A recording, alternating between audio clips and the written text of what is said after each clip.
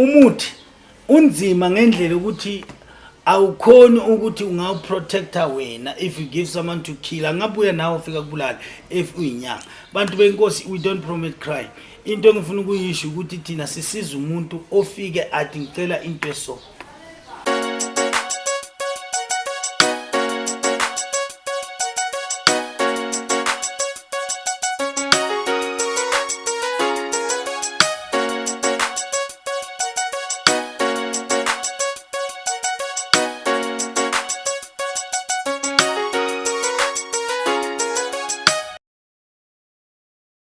Welcome back to Tuho TV. We're still here, not Prof. We're still working on the 26th of December when other people are relaxed and they're with their loved ones and their families. Tina, we're here pushing out content because if we don't do it, you need to miss out on our channel mid of January, mid-January.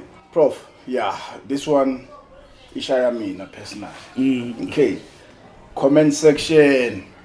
People that I meet in malls, not everyone. I get also calls from people. But Tuho TV ifundisa abantu ukuganga.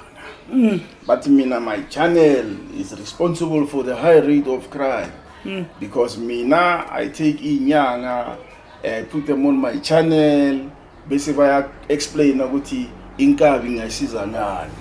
Abantu bahijack ama-truck ngabasiza ngani. Kanjani. Okay.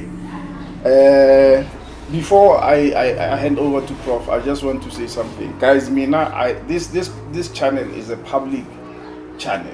It's my channel. I own it. But at the end of the day, all I do is to disseminate information. If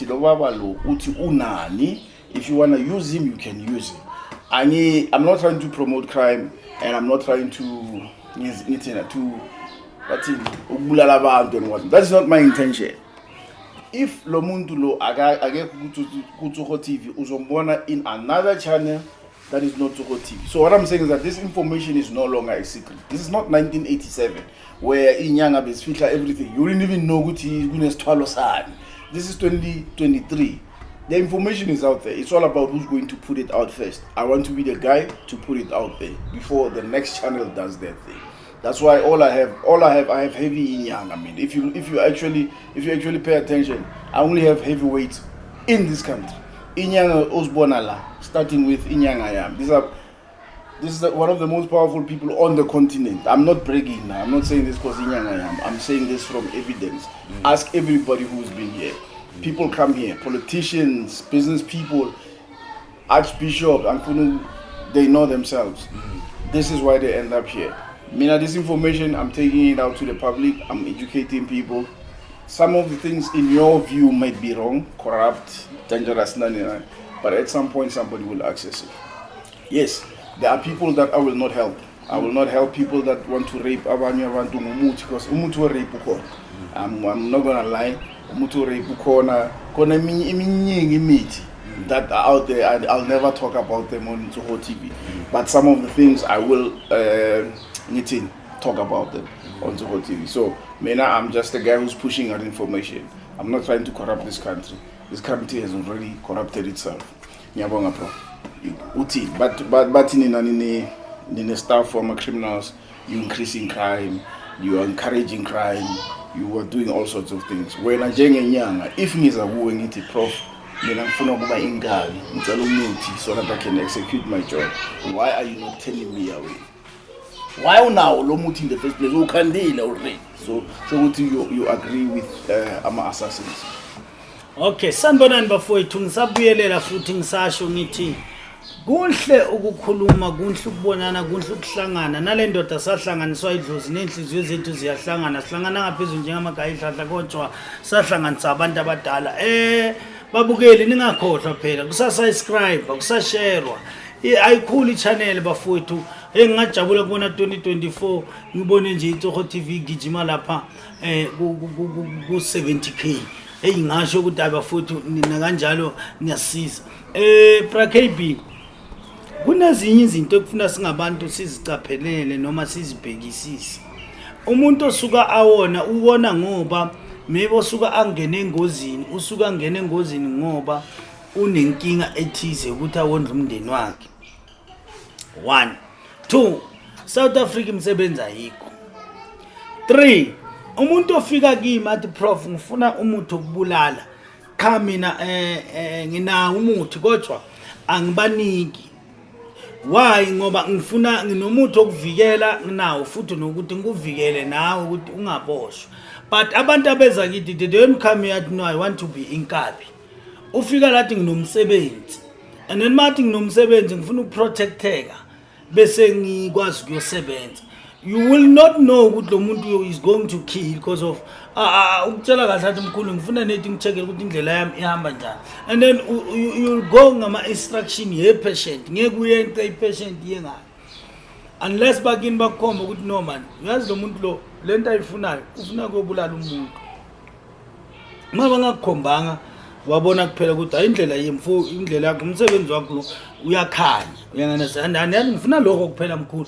don't go in details ngiyabona uyanderstand so bengicela i-protection ukuthi la ngiyakhona ngihambe kahle you don't know ukuthi lo muntu is going to kill someone if we besazi idlozi mina la ngitshela vele ngeke ngimnikeze or isipoko sangihlebela ukuthi hey phela lo muntu lo uyobulala wena ngathi mkhulu anginawo ngayozama phambili you understand ngoba basuke bangihlebela we don't promote crime brakhebi kubhlungu ukubona omunye umuntu adujule ngesibanga mina to stop or ukukhuluma njengami I don't my brother was killed ngesibanga bambulalela imoto yakhe so inhliziyo yami ababhlungu but into eyangisiza ukuthi nginomuthi ngalumba ubhuti wami ukuthi abambulele nabo bamlandele you understand ngaso leso sibhamu leso and then which is I did if we can go together to Mariti ngama mkhulu they will tell you ukuthi no yo uhamba nalomthakathi they know me very well ngamanye amagama ukuthi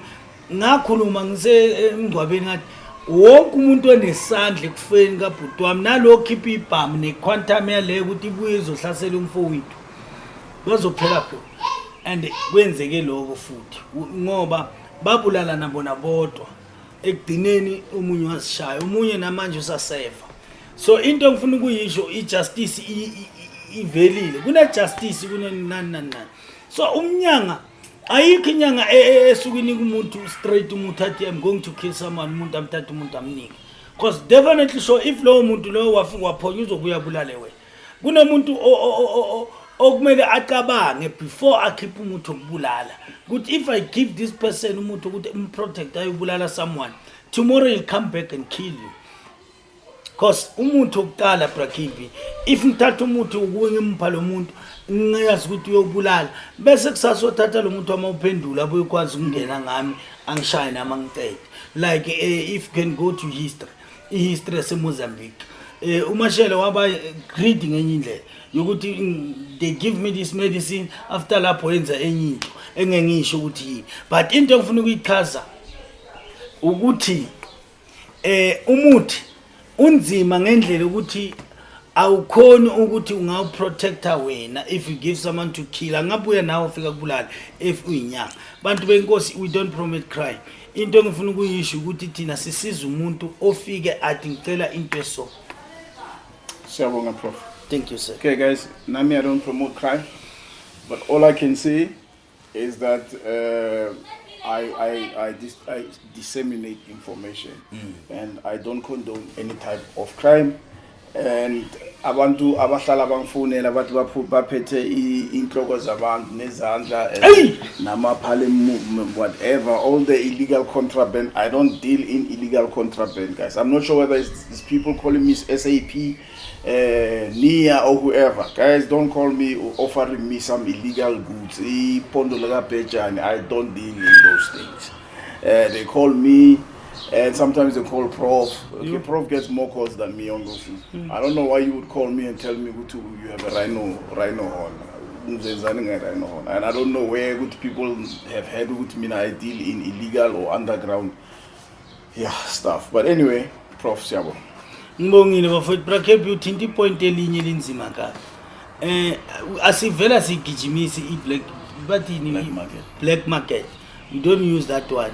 Mina vele ungalingi uze kimi bangifonela brakhebi some will call and say I'm ile Mozambique nikhome emjumi yaso Prof uvame uthenga ngamali ngingathenga umuntu bafowethu kusozobe uthengisa mina musa so bafowethu angisebenzi kanjalo bra KB one day maniqhubeka ngithola ngemena bakasidlodlo inkosi inibusise Siyabonga Prof.